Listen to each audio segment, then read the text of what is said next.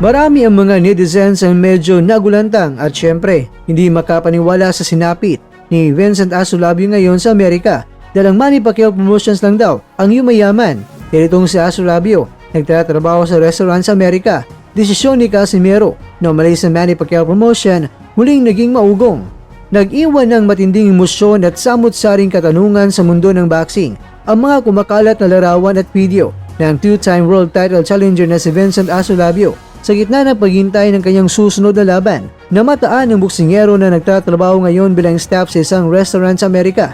Sa kanyang post, ipinaliwanag ni Asolabio na ang kanyang ginagawa ay bahagi ng kanyang pagsisikap at paghubog sa sarili. At ayon sa kanya, ang trabaho ay hindi tungkol sa sahod. Ito ay tungkol sa kung paano ka hinuhubog ng bawat araw. Sa bawat stress at pagsubok, may aral na nagpapatibay sa iyo. Don't give up. Dahil sa sitwasyon ni Asolabio, muling uminit ang usapin tungkol sa Manny Pacquiao Promotions. Maraming netizens ang nagsasabi na tila nagkatotoo nga ang mga babala noon ni John Nariel Casimero tungkol sa umano'y kakarampot lang na kinikita ng mga boksingero sa ilalim ng nasabing promosyon. Kaya narito ang ilang mga sentimento ng mga netizens na nag-viral. Sabi nga ni Alas, MP lang ang yayaman.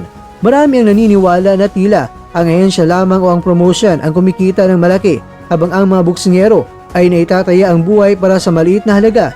Tama pala si Alas